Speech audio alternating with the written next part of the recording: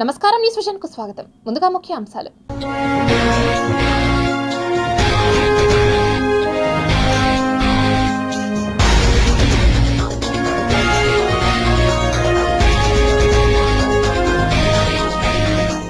ప్రపంచం ముందు మహమ్మారి, బ్రిటన్లో వెలుగు చూసిన కొత్త వైరస్. సముద్రంలో పెరుగుతున్న భారత్ బలం, నావికా దళానికి యాంటీ మిసైల్ వ్యవస్థ. ఏపీ రాష్ట్రానికి తుఫాను ముప్పు, భారీ వర్ష సూచన చేసిన ఐఎండీ. తిరుమల శ్రీవారికి విశేష సేవలు, ప్రత్యేక ఏర్పాట్లు చేస్తున్న టీటీడీ. పల్లెవాసులను గడగడలాడిస్తున్న ఏనుగులు, పంట పొలాలకు తీవ్ర నష్టం. రేపు తిరుమలకు రానున్న టీడీపీ అధినేత చంద్రబాబు రాకతో పార్టీ కేడర్లో జోష్.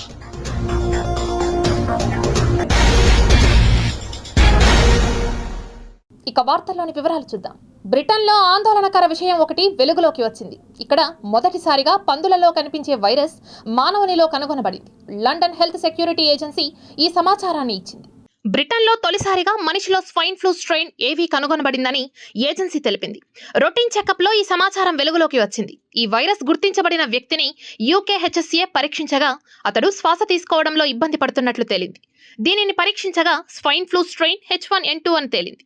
వాస్తవానికి ఇది పందుల్లో వ్యాపించే వైరస్. అయితే ఈ జాతి మనుషుల్లో కనిపించడం ఇదే తొలిసారి. ప్రస్తుతం ఆ వ్యక్తి పూర్తిగా క్షేమంగా ఉన్నాడు, కానీ వైద్యులు అతన్ని నిరంతరం పర్యవేక్షిస్తున్నారు. బ్రిటన్లోని ఓ వ్యక్తిలో ఈ వైరస్ ను గుర్తించడం ఇదే మొదటిసారి అని UK health security agency incident director doctor Meera Chand తెలిపారు. ఈ వైరస్ సాధారణంగా పందుల్లో కనిపిస్తుంది. 2009లో స్వైన్ ఫ్లూ మహమ్మారి లక్షలాది మందికి సోకింది. ఇది పందులు, పక్షులు, మానవుల్లో వ్యాపించే వైరస్ల నుంచి జన్యు పదార్థాన్ని కలిగి ఉన్న వైరస్ వల్ల సంభవించింది. చైనాకు నిమోనియా ముప్పు పొంచి ఉంది. చైనాలో నిమోనియా వేగంగా విస్తరిస్తోంది. ఆసుపత్రుల్లో నిమోనియాతో బాధపడుతున్న రోగుల సంఖ్య రోజురోజుకు పెరిగిపోతోంది. అయితే దీనికి సంబంధించి చైనా దేశం అధికారికంగా ఎలాంటి డేటాను విడుదల చేయడం లేదు. తద్వారా ఇప్పటి వరకు ఎంతమంది ఈ మర్మమైన జ్వరం బారిన పడ్డారు, చైనాలోని ఎన్ని రాష్ట్రాలకు ఈ నిమోనియా వ్యాపించిందో తెలుసుకోలేకపోతున్నారు. చైనాలో చాలా మంది పిల్లలు ఈ వ్యాధి బారిన పడుతున్నారు. రోజుకు 7,000 మందికి పైగా చిన్నారులు ఆసుపత్రికి వస్తున్నారని చెబుతున్నారు. చైనా నిమోనియా గురించి భారతదేశం కూడా అప్రమత్తమైంది. ఎందుకంటే కరోనా మహమ్మారి కూడా చైనా ఉత్పత్తే. ఇది మొత్తం ప్రపంచాన్నే అల్లకల్లోలం చేసేసింది. హిందూ మహాసముద్రంలో భారత నావికాదళ బలం మరింతగా పెరుగుతోంది. ఈ సిరీస్లో నౌకాదళం త్వరలో తన యుద్ధ నౌకల కోసం మీడియం కెపాసిటీ గల anti missile, anti aircraft point defence సిస్టమ్లను పొందబోతోంది. యాంటీ మిసైల్ భారత నౌకాదళం వైమానిక రక్షణ వ్యవస్థను బలోపేతం చేయడమే కాకుండా సముద్ర ప్రాంతంలో భారత్ తన స్థానాన్ని కూడా మరింత బలోపేతం చేయనుంది. ఈ యాంటీ మిసైల్ సిస్టమ్ ధర 2,956.89 కోట్లుగా తెలుస్తోంది. ఇందుకోసం ప్రభుత్వ సంస్థ భారత్ హెవీ ఎలక్ట్రికల్స్ లిమిటెడ్తో రక్షణ మంత్రిత్వ శాఖ 2,956 కోట్ల రూపాయలు విలువైన ఒప్పందం కుదుర్చుకుంది. దీని ద్వారా నేవీ కోసం 16 అధునాతన సూపర్ ర్యాపిడ్ గన్ మౌంట్లు, సంబంధిత ఉపకరణాలు కొనుగోలు చేయనున్నారు. హిందూ మహాసముద్రంపై చైనా కన్ను పడింది. భూమి, ఆకాశంతో పాటు సముద్రంలో కూడా బలం పెంచుకుంటోంది. దీంతో భారతదేశం కూడా తన సైనిక సామర్థ్యాన్ని పెంచుకోవడానికి నిరంతరం ప్రయత్నిస్తోంది. సముద్రంలో తన శక్తిని పెంచుకోవడానికి నావికా దళానికి శక్తివంతమైన ఆయుధాలను సమకూర్చాలని భారతదేశం ప్లాన్ చేసింది. ఇది అన్ని రకాల బెదిరింపులను ఎదుర్కోవడంలో ప్రభావవంతంగా ఉండనుంది. బంగాళాఖాతంలో ఏర్పడిన అల్పపీడనం ప్రభావంతో ఆంధ్ర రాష్ట్రానికి తుఫాను ముప్పు పొంచి ఉంది. దక్షిణ అండమాన్, మలక్కా జలసంధి పరిసరాల్లో ఏర్పడిన అల్పపీడనం పశ్చిమ వాయువ్య దిశగా పయనించి రేపటికి వాయుగుండంగా మారుతుందని అమరావతి వాతావరణ శాఖ ఓ ప్రకటనలో తెలిపింది. ఆపై వాయువ్య దిశగా కదిలి డిసెంబర్ 2 వరకు ఆగ్నేయ బంగాళాఖాతంలో తుఫానుగా బలపడే అవకాశం ఉందని పేర్కొంది. డిసెంబర్ మొదటి వారంలో తుఫాను తీరం దాటవచ్చని అమరావతి వాతావరణ శాఖ అంచనా వేస్తోంది. ఈ తుఫాను ప్రభావంతో రాష్ట్ర వ్యాప్తంగా రాబోయే 3 రోజుల్లో తేలికపాటి నుంచి మోస్తరు వర్షాలు కురిసే అవకాశం ఉంది. కోస్తాంధ్ర, రాయలసీమల్లోని కొన్ని ప్రాంతాల్లో డిసెంబర్ 4 నుంచి 6 వరకు అతి భారీ వర్షాలు కురుస్తాయని తెలిపింది. సముద్రంలో వేటకు వెళ్లిన మత్స్యకారులు వెనక్కి రావాలని వాతావరణ శాఖ హెచ్చరికలు జారీ చేసింది. నెల్లూరు, అన్నమయ్య, చిత్తూరు, తిరుపతి జిల్లాల్లో బుధవారం తేలికపాటి వానలు కురుస్తాయని వాతావరణ శాఖ అధికారులు చెప్పారు. ఇక నెల్లూరు, తిరుపతి, చిత్తూరు, వైఎస్ఆర్ జిల్లాల్లో మోస్తరు నుంచి భారీ వర్షాలు పడుతున్నాయి. అత్యధికంగా నెల్లూరు జిల్లా రాపూరులో 8.8 సెంటీమీటర్ల వర్షపాతం కురిసింది. ఏపీఐఐసి నూతన ఇండస్ట్రియల్ పార్క్ పాగాలి బ్లాక్ 2కు ముఖ్యమంత్రి వైఎస్ జగన్మోహన్ రెడ్డి వర్చువల్ విధానంలో భూమి పూజ చేసి శిలాఫలకాన్ని ఆవిష్కరించారు. రాష్ట్ర ప్రభుత్వం పరిశ్రమల స్థాపనకు పెద్దపీట వేస్తోందని, సింగిల్ విండో ఏర్పాటుతో పరిశ్రమలకు కావలసిన అనుమతులను సకాలంలో అందజేస్తూ పారిశ్రామికవేత్తలకు తోడ్పాటుగా నిలుస్తూ యువతకు ఉపాధి కల్పించే దిశలో అనేక చర్యలు చేపడుతోందని తిరుపతి ఎంపీ మద్దెల గురుమూర్తి తెలిపారు. బుధవారం మధ్యాహ్నం తాడేపల్లి క్యాంపు కార్యాలయం నుంచి వర్చువల్ విధానంలో సీఎం జగన్ పాల్గొని రాష్ట్రంలోని పలు నూతన పరిశ్రమలకు శంకుస్థాపనలు చేసి ప్రారంభోత్సవ కార్యక్రమాలను నిర్వహించారు.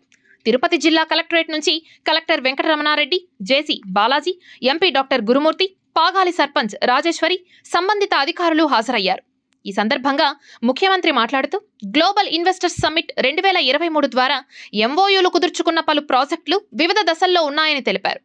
నేడు పలు పరిశ్రమలు, ఫుడ్ ప్రాసెసింగ్ యూనిట్లు కలిపి సుమారు 1100 కోట్ల రూపాయల పెట్టుబడులతో 9 ప్రాజెక్టులలో 3 ప్రాజెక్టుల ప్రారంభోత్సవాలు, 6 ప్రాజెక్టుల భూమి పూజ శిలా ఫలకాల ఆవిష్కరణ చేయడం జరిగిందని, వీటి ద్వారా 21,784 మంది యువతకు ఉపాధి లభిస్తుందని తెలిపారు. ఈ కార్యక్రమంలో జిల్లా పరిశ్రమల శాఖ అధికారి Pratap Reddy, APIIC zonal manager Chandrasekhar, deputy ZM Jawahar Babu తదితర అధికారులు పాల్గొన్నారు. 13 లక్షల కోట్ల రూపాయల పెట్టుబడులకు వచ్చేట్టుగా ప్రణాళికల్లో భాగం కావడం, తద్వారా 6 లక్షల చిల్లర జాబ్స్ క్రియేట్ చేయాలి అని తాపత్రయంతో అడుగులు పడడం, వీటి అన్నిట్లోనూ కూడా హ్యాండ్ హోల్డింగ్ చేస్తూ పీరియాడికల్గా రిపీటెడ్గా ఎవ్రీ మంత్ రివ్యూస్ తీసుకుంటూ హ్యాండ్ హోల్డింగ్ ప్రోగ్రెస్ను మానిటర్ చేస్తూ అడుగులు వేస్తా ఉన్నాం. ఇందులో దాదాపుగా 33 యూనిట్లు ఇప్పటికే ప్రొడక్షన్ లేకి కూడా రావడం జరిగింది. మరో 94 ప్రాజెక్టులు పనులు కూడా వేగంగా ఇప్పటికే జరుగుతూ ఉన్నాయి. అవుట్ ఆఫ్ 386 మిగిలినటివన్నీ కూడా పనుల ప్రారంభ దశలోకి హ్యాండ్ హోల్డింగ్ ద్వారా అడుగులు వేగంగా వేయించగలుగుతా ఉన్నాం. బడుగు బలహీన వర్గాల అభ్యున్నతే తెలుగుదేశం పార్టీ ధ్యేయమని మాజీ ఎమ్మెల్యే సుగుణమ్మ పేర్కొన్నారు. తిరుపతి కపిలతీర్థం రోడ్డులోని టీడీపీ కార్యాలయంలో రాష్ట్ర రజక సాధికార కమిటీ ఆధ్వర్యంలో బీసీల భరోసా బాట కార్యక్రమాన్ని నిర్వహించారు. ఈ సమావేశానికి ముఖ్య అతిథులుగా మాజీ ఎమ్మెల్యే సుగుణమ్మ, తుడా మాజీ చైర్మన్ నరసింహ యాదవ్ హాజరై ప్రసంగించారు. ఏదైతే తెలుగుదేశం పార్టీ మొదటి నుంచి కూడా బీసీలకి ఒక అండగా ఉందో, స్వర్గీయ నందమూరి తారక రామారావు గారి దగ్గర నుంచి కూడా, అదేవిధంగా మన అధినాయకులు చంద్రబాబు నాయుడు గారు కానీ ఆయన బీసీలకి అనేక సంక్షేమ పథకాలు అందించి బీసీ నాయకత్వాన్ని పెంపొందించిన ఘనత మన నాయకుడు చంద్రబాబు నాయుడు గారిది. అందరూ కూడా ఒక కలిసికట్టుగా ప్రయాణించాల్సిన అవసరం ఉంది ఒక భవిష్యత్తులో. ఎందుకంటే ప్రజాస్వామ్యస్తులు నిర్వీర్యమని ఒక మంచి నాయకత్వాన్ని మనం అందరూ కూడా రాష్ట్రానికి అందించాల్సిన బాధ్యత ఉంది. ఈ భవిష్యత్తు గ్యారంటీ బాబు షూరిటీ కార్యక్రమం మరి ప్రజలందరూ కూడా చాలా హర్షిస్తున్నారు. చాలా మన్నన పొందినటువంటి ఈ మేనిఫెస్టోని ప్రజల్లోకి తీసుకెళ్ళి ఈ పిచ్చి జగన్ని తరిమికొట్టి మళ్ళా మనం చంద్రబాబు నాయుడు గారిని ముఖ్యమంత్రి చేసుకోవాలనే ఒక ఆశయాన్ని ఈరోజు రజకులకి కల్పించి వాళ్ళ ద్వారా మరి వాళ్ళ కులంలో ఉన్నటువంటి వారందరినీ కూడా యువత అయితేనేమి, మహిళలు అయితేనేమి, అదేవిధంగా బీసీలను అయితేనేమి అందరికి కూడా ఒక చైతన్యాన్ని నింపడానికి ఈ కార్యక్రమం చేయడం జరిగింది. వాళ్ళ భవిష్యత్తు తెలుగుదేశం పార్టీనే బీసీల భవిష్యత్తు అని ఈరోజు మేమందరూ నమ్ముతూ ఉన్నాం. అందులో భాగంగానే ఈరోజు రజక సాధికారిక కమిటీకి సంబంధించి ఈరోజు తిరుపతిలో జరిగిన ఈ సమావేశంలో కూడా అందరి యొక్క అభిప్రాయం ఒకటే. ఏదైతే వెనుకబడిన వర్గాలకి అత్యధికంగా కూడా ఎన్టీ రామారావు గారిని, చంద్రబాబు నాయుడు గారు కానీ అనేక విధాలుగా కూడా ఆదుకున్న చరిత్ర మనం చూసాం.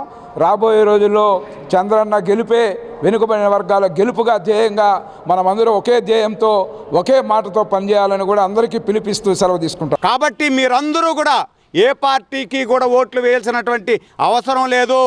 తెలుగుదేశం పార్టీకి ఓటేస్తేనే మన భవిష్యత్తు, మన బిడ్డల భవిష్యత్తు, భావితరాల భవిష్యత్తు, ఈ రాష్ట్ర భవిష్యత్తు ఉజ్వల భవిష్యత్తు అవుతుందని చెప్పి కూడా సందర్భంగా తెలియజేస్తూ మీరందరూ కూడా 95 రోజుల్లో జరగబోయేటువంటి ఎన్నికల్లో చంద్రబాబు నాయుడు గారికి సైకిల్ గుర్తుపై ఓటేసి గెలిపించి మన బాధలు తీర్చుకునేదానికి ప్రయత్నం చేయాలని. హైందవుల ప్రముఖ పుణ్యక్షేత్రమైన తిరుమలలో డిసెంబర్ నెలలో విశేష ఉత్సవాలు జరగనున్నాయి.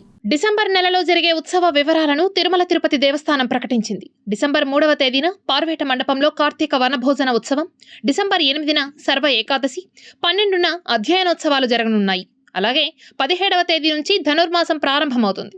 22న తిరుమల శ్రీవారి సన్నిధిలో చిన్న సాత్తుమొర, 23న వైకుంఠ ఏకాదశిని అత్యంత వైభవంగా నిర్వహించనున్నారు. అదే రోజు శ్రీవారి ఆలయంలో వైకుంఠ ద్వార దర్శనం ప్రారంభమై 10 రోజుల పాటు కొనసాగనుంది. డిసెంబర్ 23 సాయంత్రం స్వర్ణరథం, 24న శ్రీవారి చక్రస్నానం, పుష్కరిణి తీర్థ ముక్కోటి, డిసెంబర్ 28న శ్రీవారి ఆలయంలో ప్రణయ కలహ మహోత్సవాన్ని టీటీడీ నిర్వహించనుంది. రాబో ఎన్నికలకు అందరూ సిద్ధంగా ఉండాలని, ఎన్నికలను శాంతియుతంగా జరిపించేలా ప్రణాళికలను సిద్ధం చేసుకోవాలని తిరుపతి జిల్లా ఎస్పీ పరమేశ్వరరెడ్డి పోలీస్ అధికారులను ఆదేశించారు. తిరుపతి శ్రీ పద్మావతి మహిళా విశ్వవిద్యాలయంలోని సావేరి కాన్ఫరెన్స్ హాల్లో జిల్లా పోలీసుల నెలవారీ నేర సమీక్షా సమావేశాన్ని నిర్వహించారు. ఈ సమావేశంలో సైబర్ క్రైమ్, బెట్టింగ్లు, ఎర్రచందనం, అక్రమ మద్యం, నిషేధిత మాదక ద్రవ్యాల రవాణా, నేరాల నియంత్రణ, రాబోవు ఎన్నికలు వంటి పలు అంశాలపై అధికారులకు, సిబ్బందికి ఎస్పీ పరమేశ్వరరెడ్డి పలు సూచనలు చేశారు.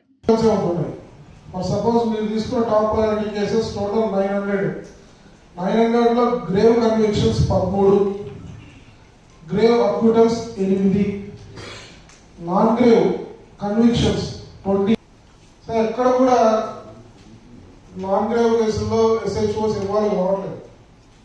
ఇష్టారాజ్యం కోర్టు కానిస్టేబుల్స్ ఎవిడెన్స్ ఎవాల్యుయేట్ చేసుకొని ఏ కేసులో కన్విక్షన్ వచ్చే అవకాశం ఉంది అనే ఆ కేసెస్ వరకు మీరు గట్టిగా పట్టుకుని మీరు పోలీస్ ఉద్యోగం అంతా చేసి ఫైనల్ రిజల్ట్ 0 అయితే డాక్టర్ ఆపరేషన్ సక్సెస్ పేషెంట్ వేయడం కూడా ఉంటుంది.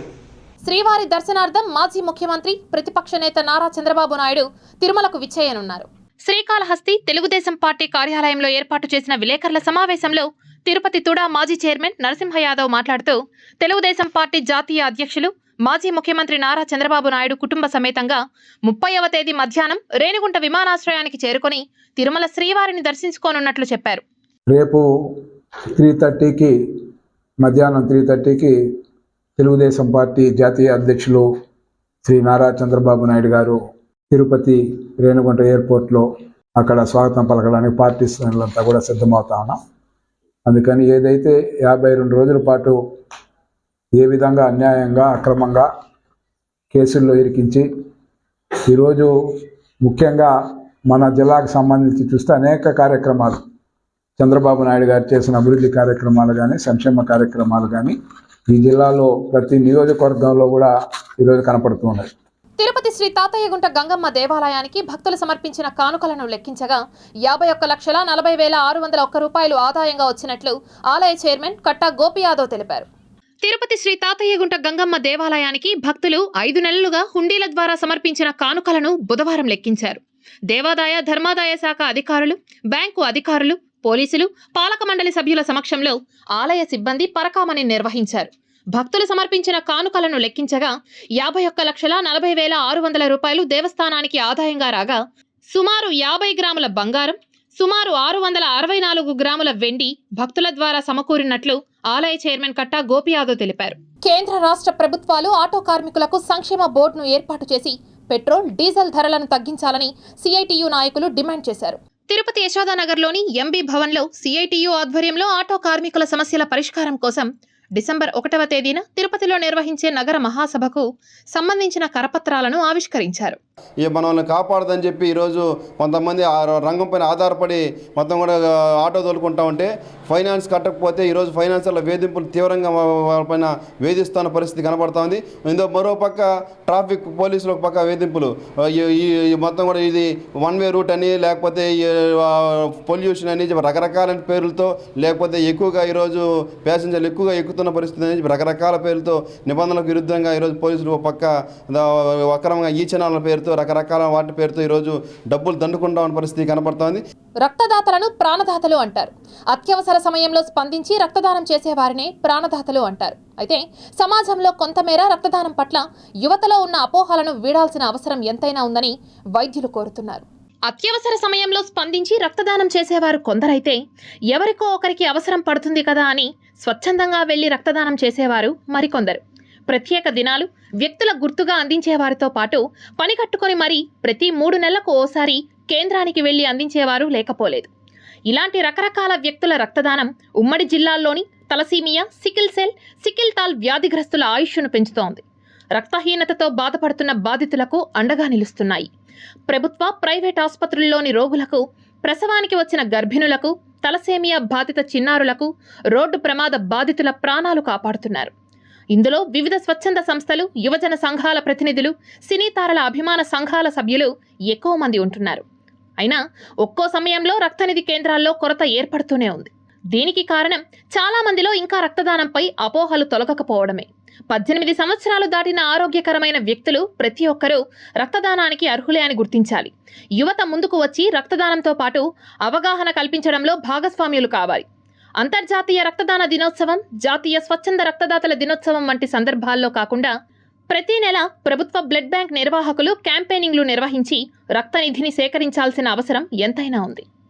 మామూలుగా రక్తదానం అనేది అన్ని దానాల్లో కల్లా ఉత్తమము అని మనం చెప్పవచ్చు. ఎందుకంటే అది రక్తం ఒకవేళ అవసరమైతే రక్తం పోయినప్పుడు ఒక వ్యక్తికి యాక్సిడెంట్ ద్వారా కానీ కొన్ని సందర్భాల్లో యాక్సిడెంట్ కాకపోయినా కూడా రక్తం బాగా డౌన్ అయిపోయి ఎనీమియా వచ్చినప్పుడు వాళ్ళకి రక్తం ఎక్కించినప్పుడే వాళ్ళు బ్రతుకుతారు.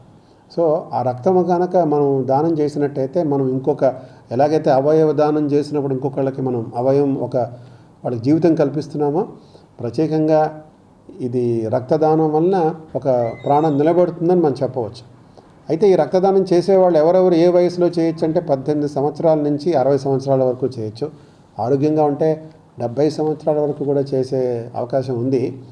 మామూలుగా మనం 18 నుంచి 60 సంవత్సరాల వరకు ఆరోగ్యవంతంగా ఉండేవాడు. కానీ ఇక్కడ చిన్న అపోహలు ఏమున్నాయంటే బీపీ ఉన్నప్పుడు, షుగర్ ఉన్నప్పుడు చేయకూడదు అనే అపోహలు కూడా ఉన్నాయి. షుగర్ ఉన్న, బీపీ ఉన్నా కూడా నిరభ్యంతరంగా రక్తదానం చేయొచ్చు. తిరుపతి శ్రీ వెంకటేశ్వర విశ్వవిద్యాలయం తెలుగు అధ్యయన శాఖ ఆధ్వర్యంలో ఆచార్య జాస్తి సూర్యనారాయణ పేరుతో ధర్మనిధి ఉపన్యాస కార్యక్రమం చేపట్టారు. ఎస్వీయు తెలుగు విభాగం ఆధ్వర్యంలో సెనేట్ హాల్లో జరిగిన ఈ ధర్మనిధి ఉపన్యాస కార్యక్రమంలో సంస్కృత సాహిత్యం, ఉత్తర రామచరిత వైశిష్ట్యం అనే అంశంపై సదస్సు నిర్వహించారు. ఈ సదస్సుకు ముఖ్య అతిథులుగా వర్సిటీ ఇన్ఛార్జ్ వీసీ ఆచార్య జిఎం సుందరవల్లి, జాతీయ సంస్కృత విశ్వవిద్యాలయం ఆచార్యులు కొంపెళ్ల రామసూర్యనారాయణ, తెలుగు అధ్యయన శాఖ విశ్రాంత ఆచార్యులు పేట శ్రీనివాసులు రెడ్డి విచ్చేసి ప్రసంగించారు. అందులో భాగంగా ఈరోజు ఆచార్య జాస్తి సూర్యనారాయణ ధర్మనిధి ఉపన్యాసాన్ని జరుపుకుంటున్నాము. ఈయన మా తెలుగు అధ్యయన శాఖలో ట్యూటర్గా, లెక్చరర్గా, రీడర్గా పనిచేస్తారు. తర్వాత కర్నూలులో ఈయన ప్రొఫెసర్గా పదవి బాధ్యతలు స్వీకరించి తర్వాత పదవి విరమణ చెందారు. ఈయన మంచి పుస్తకాలను కూడా రచించారు. అవన్నీ కూడా ప్రసిద్ధి చెందాయి. మా తెలుగు అధ్యయన శాఖ ప్రారంభ దశలో ఉన్న అధ్యాపకుల్లో జాస్తి సూర్యనారాయణ గారు ఒకరు. ఇలా కట్టమంచి రామలింగారెడ్డి మీద కూడా వచ్చే వారం ధర్మనిధి ఉపన్యాసం జరుపుకోబోతున్నాము. ఆయన కూడా మీకు తెలిసిందే చాలా గొప్ప విమర్శకులు. ఏపీలో సంపన్నులకు, పేదలకు మధ్య జరగనున్న ఎన్నికల యుద్ధంలో ప్రజలందరూ వైఎస్ జగన్మోహన్ రెడ్డి వైపు నిలబడి మరోసారి ముఖ్యమంత్రిని చేయాలని తిరుపతి నగరపాలక సంస్థ డిప్యూటీ మేయర్ ముద్ర నారాయణ కోరారు. తిరుపతి కార్పొరేషన్ 14వ డివిజన్ సచివాలయం వద్ద ఏపీకి జగన్ ముఖ్యమంత్రిగా ఎందుకంటే కార్యక్రమాన్ని నిర్వహించారు. ఈ కార్యక్రమానికి ముఖ్య అతిథులుగా deputy mayor Mudra Narayana, corporator Anjaneyulu, town bank director Amarnath Reddy, SC ST atrocity monitoring committee member Prasad Babu హాజరై ప్రసంగించారు.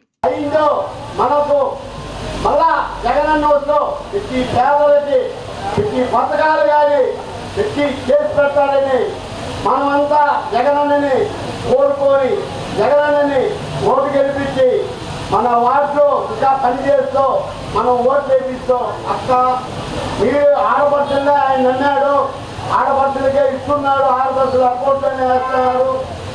మన సచివాలయం దాన్ని చెప్పించిందిరా ఆయనే. సచివాలయాలు ప్రతి ఒక్కరు సెక్రటరీ కానీ వాలంటీర్లు కానీ పనిచేస్తున్నారు. ప్రతి వార్డులో ఈరోజు ఈ గౌరవం అంతా మా 14వ వార్డు సచివాలయం వాళ్ళకే గౌరవం దక్కడాలి. మన అభినేత్రి గారు చేస్తున్న అభివృద్ధి పనులు కూడా మీరు చూస్తూ ఉన్నారు. అందువల్ల ఈసారి అభినేత్రికి మనకి టికెట్ ఇస్తారు. అభినేత్రిని అటు వాళ్ళని కానీ మనకి గెలిపించుకుంటే మంచి ఎమ్మెల్యే వస్తాడు. మన తిరుపతి గారు మంచి అభివృద్ధిలో తీసుకొని వస్తాడు. మన వార్డుతో పాటు మన తిరుపతి గారు బాగుపడుతుందనేసి మీకు మళ్ళీ తెలియపరుస్తున్నాము. అందువల్ల జగనన్నే మళ్ళీ ఎందుకు రావాలనే ఉద్దేశంతో గత ప్రభుత్వంలో ఉన్న ఇప్పుడు మీకు పైప్ లైన్లు అయితేవి, యూనిట్స్ అయితేవి, లోన్లు అయితేవి, అభివృద్ధి పనులు అప్పుడు బాగుందా ఇప్పుడు బాగుందా ఒకసారి మీరు చెప్పాలమ్మా. ఇప్పుడు కాసేపు ప్రకటనలు. కాంటాక్ట్ మిక్టా travels for international and domestic air tickets and package tours. Opposite railway parcel service, Tirupati. Cell number 9908837246. తిరిగి వార్తల్లోకి స్వాగతం. తెలంగాణ ఎన్నికల్లో బీఆర్ఎస్ ఘన విజయం సాధించి దేశమంతా విస్తరించాలని ఆ పార్టీ నాయకులు తిరుపతిలో మొక్కులు చెల్లించుకున్నారు. తెలంగాణ ఎన్నికల్లో కేసీఆర్ ముఖ్యమంత్రిగా గెలుపొంది హ్యాట్రిక్ సాధించాలని అలిపిరి శ్రీవారి పాదాల మండపం వద్ద బీఆర్ఎస్ నాయకుడు ఆర్కాట్ కృష్ణప్రసాద్ ఆధ్వర్యంలో కొబ్బరికాయలు కొట్టి మొక్కులు చెల్లించుకున్నారు. అలిపిరిలో తెలంగాణలో బీఆర్ఎస్ పార్టీ ముచ్చటగా మూడోసారి హ్యాట్రిక్ కొట్టి కేసీఆర్ గారు సీఎం కావాలని, మరియు భారతదేశం అంతటా బీఆర్ఎస్ విస్తరించాలని మేము తిరుపతి పార్టీ శ్రేణులు ఈరోజు అలిపిరి వెంకన్న స్వామికి 101 కొబ్బరికాయలు కొట్టి మొక్కుకున్నాము. రాబోయే రోజుల్లో తెలంగాణ రోల్ మోడల్గా భారతదేశం మొత్తము బీఆర్ఎస్ వ్యాపించి తెలంగాణలో ఎలా అయితే సస్యశ్యామలం చేశారో అదే మాదిరి మన ఆంధ్రప్రదేశ్ను మరియు భారతదేశాన్ని అంతటా కేసీఆర్ గారి పాలనలో సుభిక్షంగా ఉండి ప్రజలు సుఖశాంతాలతో వదిలితారని సందర్భంగా తెలియజేసుకుంటున్నాను. చిత్తూరు జిల్లాలో విచిత్రమైన సంఘటన జరిగింది. అకారణంగా మృతి చెందిన కోళ్లకు పోస్ట్ మార్టం నిర్వహించారు. చిత్తూరు జిల్లా పూతలపట్టు మండలం బత్తినవారిపల్లిలో ఈ వింత ఘటన జరిగింది. ఇంటి వద్ద పెంచుకుంటున్న కోళ్లు మృతి చెందడంతో గ్రామస్తురాలు సుభాషిని పోలీసులను ఆశ్రయించింది. పక్కింటి వాళ్లు తమ పంట పొలాలకు వేసే ఎరువులు తినడం వల్లే తన కోళ్లు మరణించాయని పోలీసులకు ఫిర్యాదు చేసింది. ఈ మేరకు పూతలపట్టు పోలీసులు కేసు నమోదు చేసి దర్యాప్తు చేపట్టారు. కోళ్ల మరణానికి గల కారణాల నిర్ధారణ కోసం వాటికి వెటర్నరీ డాక్టర్ల ద్వారా పోస్ట్ మార్టం నిర్వహించి కోళ్ల లివర్లను పరీక్షల నిమిత్తం ల్యాబ్కు పంపారు. ల్యాబ్ నుంచి రిపోర్టులు అందిన తర్వాత చర్యలు చేపడతామని పోలీసులు తెలిపారు. ఓ మహిళ ప్రకృతి వ్యవసాయం చేసింది. ఏడాది పాటు రాత్రి పగలు నిద్రాహారాలు మాని పండించిన పైరును కంటికి రెప్పలా కాపాడుకుంది. అయితే ఆమె కష్టానికి ప్రతిఫలం లేకుండా పోయింది. ఆరుగాలం కష్టపడి పెట్టుకున్న పంటను ఏనుగుల గుంపు నాశనం చేసింది. ఈ ఘటన చిత్తూరులో చోటు చేసుకుంది. చిత్తూరు జిల్లా బైరెడ్డిపల్లి మండలంలోని కడతట్లపల్లె గ్రామంలో పంట పొలాలపై ఏనుగుల గుంపు దాడి చేసింది. ఈ క్రమంలో కోతల దశలో ఉన్న 3 ఎకరాల అరటి తోట నేలమట్టమైంది. ఈ తోటను ఆ గ్రామానికి చెందిన వరలక్ష్మి అనే మహిళ సంవత్సరం పాటు ప్రకృతి వ్యవసాయ పద్ధతులను ఉపయోగించి సాగు చేసింది. కాగా ఆ తోట బాగా పండి కోతకు వచ్చింది. ఇక కాయలు దింపాలి అనుకుంటున్న సమయంలో ఏనుగుల గుంపు తోటపైన దాడి చేసి అరటి చెట్లను నాశనం చేశాయి. ఈ ఘటనతో ఆ మహిళకు లక్షల రూపాయలు నష్టం వచ్చింది. కష్టపడి పండించిన పైరు తీరా చేతికి వచ్చే సమయానికి ఇలా జరగడంతో వరలక్ష్మి తీవ్ర ఆవేదనను వ్యక్తం చేసింది. ఈ నేపథ్యంలో ప్రభుత్వం నష్టపరిహారం ఇచ్చి ఆదుకోవాలని బాధిత రైతు కుటుంబం కోరుకుంటోంది. కాగా ఏనుగుల గుంపు సంచారంతో అటవీ ప్రాంతానికి దగ్గరగా ఉన్న గ్రామ ప్రజలు తీవ్ర భయాందోళనకు గురవుతున్నారు. 2 రోజులుగా కురుస్తున్న వర్షాలకు పంటలు నేలరాలుతుండటంతో రైతులు కన్నీరు మున్నీరవుతున్నారు. 2 రోజులుగా కురుస్తున్న వర్షాలు, బలమైన గాలులకు పంటలు పూర్తిగా దెబ్బతింటున్నాయి. దీంతో రైతుల్లో చిగురించిన ఆశలు ఆవిరైపోతున్నాయి. తిరుపతి జిల్లా ఏర్పేడు, శ్రీకాళహస్తి మండలాల్లోని గ్రామీణ ప్రాంతాల్లో వరి నాట్లు వానల కారణంగా నీట మునగడంతో తీవ్ర ఆవేదనకు గురవుతున్నారు. మరోవైపు పొలం గట్లు కొట్టుకుపోవడంతో పాటు ఇసుక మేటలు ఏర్పడడంతో కొంతమేర నష్టం ఏర్పడిందని స్థానిక రైతులు ఆవేదన వ్యక్తం చేస్తున్నారు. వ్యవసాయ శాఖ అధికారులు క్షేత్రస్థాయిలో పర్యటించి సమస్యను పరిష్కరించే దిశగా చర్యలు చేపట్టాలని అన్నదాతలు వేడుకుంటున్నారు. ఇదిలా ఉంటే గ్రామీణ ప్రాంతాల్లోని చెరువుల్లోకి కొంతమేర నీరు చేరడంతో రైతుల్లో ఆనందం నెలకొంటోంది. భూగర్భ జలాలు పెరగడంతో వ్యవసాయ బోర్లలో నీరు సమృద్ధిగా వస్తోందని ఆశాభావం వ్యక్తం చేస్తున్నారు. టీటీడీ విద్యా సంస్థల్లో అధ్యాపకులుగా పనిచేసి పదవీ విరమణ పొందిన రఘునాథ్ రెడ్డి జన్మదిన వేడుకలను పూర్వపు విద్యార్థులు ఘనంగా నిర్వహించారు. విద్యాబుద్ధులు నేర్పిన అధ్యాపకులను గుర్తించుకొని వారిని గౌరవించడం అభినందనీయమని, ఇది మంచి సాంప్రదాయమని పలువురు పేర్కొన్నారు. రఘునాథ్ రెడ్డి గారి జన్మదిన సందర్భంగా మేము పూర్వ విద్యార్థులు కలిసి ఈరోజు స్వామివారిని రఘునాథ్ రెడ్డి సార్ని ఘనంగా సత్కరించి శుభాకాంక్షలు తెలియజేశాము. ఆయన నుండి నీరేళ్ళు వెంకటేశ్వర స్వామి ఆశీస్సులతో సుఖ సంతోషాలతో ఆరోగ్యంగా గడపాలని స్వామివారిని ప్రార్థించాము. రఘునాథ్ రెడ్డి గారు నేర్పిన విద్యాబుద్ధుల వల్లనే ఈరోజు మేమంతా మంచి పొజిషన్లో ఉన్నాము. ఎంతో వేలాది మంది విద్యార్థులు ఆయన దగ్గర విద్యను అభ్యసించి ఈరోజు ఎంతో మంచి పొజిషన్లో కూడా అందరూ ఆయన శిష్యులు ఉన్నారు. దానిలో నేను కూడా ఆయన దగ్గర గురువు గారి దగ్గర విద్య నేర్చుకుని ఈరోజు మంచి పొజిషన్లో ఉన్నాను. Tirupati gold jewellery and silver merchants association సమాచారం మేరకు తిరుపతి లోకల్ బులియన్ మార్కెట్లో బంగారం, వెండి ధరలు ఇలా ఉంటాయి. 24 క్యారెట్ల అపరంజి బంగారం 10 గ్రాముల ధర 64,580 రూపాయలు. 22 క్యారెట్ల బంగారం 1 గ్రాము ధర 5,800 రూపాయలు. వెండి 1 కేజీ ధర 78,000 రూపాయలు. రీటైల్ వెండి 1 గ్రాము ధర 80 రూపాయలుగా ఉంటుంది. వార్తలు ముగించే ముందు ముఖ్యాంశాలు మరోసారి చూద్దాం.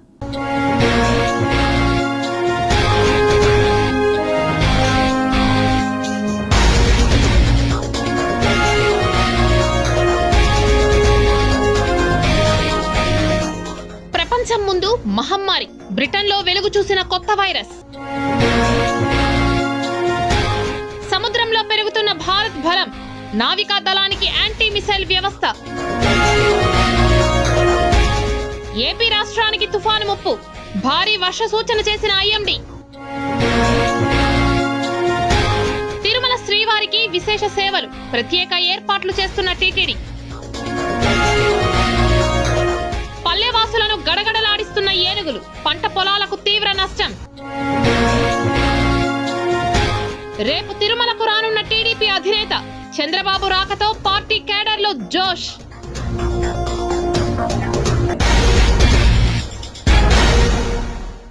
ఈ వార్తలు ఇంతటితో సమాప్తం. సమగ్ర సమాచారంతో న్యూస్ విజన్లో మళ్ళీ కలుద్దాం. అంతవరకు సెలవు. నమస్కారం.